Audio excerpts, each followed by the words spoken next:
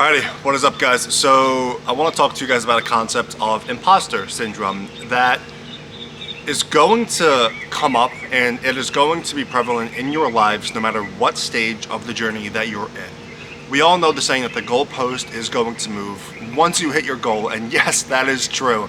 When I started, I wanted to make my first $10,000 in a single month. Now I'm thinking about six-figure months. You watching this, I don't know where you're at, but I'm assuming you feel like an imposter. And I'm here to tell you that's not a bad thing at all. Imposter syndrome is good if you use it the right way.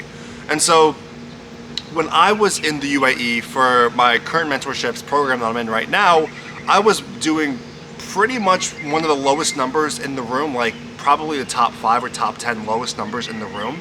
At that time, I was just making around 15, 20-ish a month. And when I stood up, or not when I stood up, but when I introduced myself to everybody, I felt really insecure. I felt like an imposter. I was like, why the fuck would anybody who's doing, 50, 60, 100K a month plus, why would they want to talk with me? What value do I have to give? And even when I first started my journey, for you guys watching this, if you're cold calling right now, if you're taking sales calls and you aren't good, that's okay. The best thing about entrepreneurship is that the hardest part and the most difficult part about the journey is today. You're only going to get better. And so as you get better, that skill in and of itself compounds onto your skill set right now, and you're gonna make way more money and make way more progress at a much quicker and accelerated pace future down the road. And so, for example, if you're cold calling right now and you're doing 200 dials a day, if we just kind of want to break this down, right, 200 dials a day, you're cold calling right now, and your pickup rate is 40%, right? So you're getting 80 calls a day, and you're booking out of those 80 calls, let's say 5 calls, right? And so 5 calls at bare minimum if you're a complete shit, if you're a complete beginner.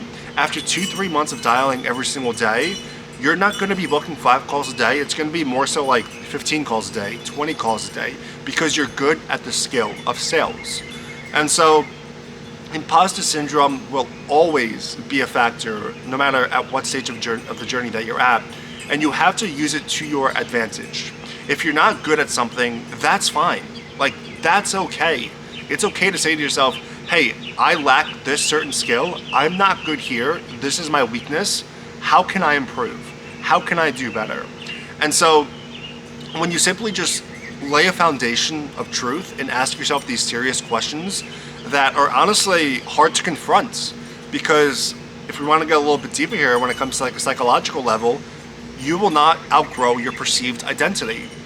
And so with this, if you ask yourself these questions and you don't want to answer them, it's most likely because you're afraid of actually figuring out the truth that you aren't good enough, right? If you were good enough, you'd be where you want to be. I'm not at 6 figures a month just yet because I'm not good enough, or I kind of know what to do, I just have to do it, but your identity is going to change, and you need to kind of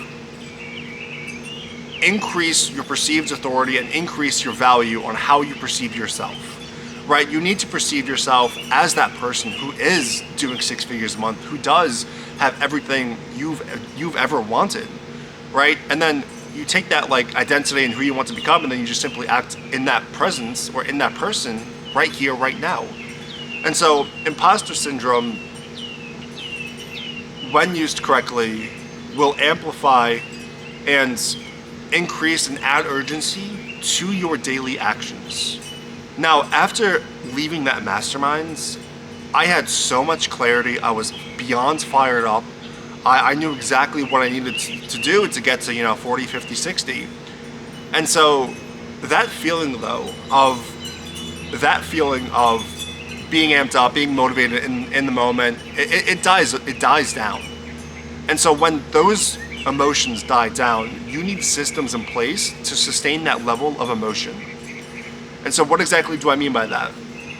After a week of the masterminds, my emotions pretty much went back to baseline. And so what did I substitute to kind of fulfill or to kind of create and spark those emotions again?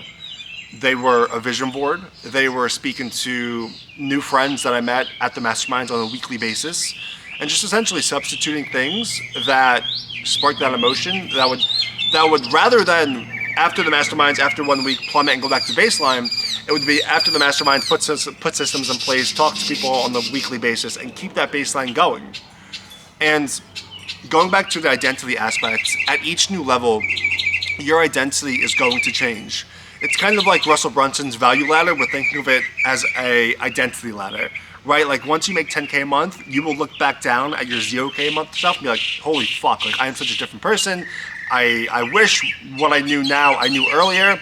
And so at 30K a month, you're gonna say the exact same thing. Your identity is going to change, and it's just gonna keep changing because you are not the same person at 50K a month, 100K a month, 200K a month than the month before. It's a constant evolving cycle, and one that is honestly an amazing journey to be on. So that's that for today, and I'll see you guys in the next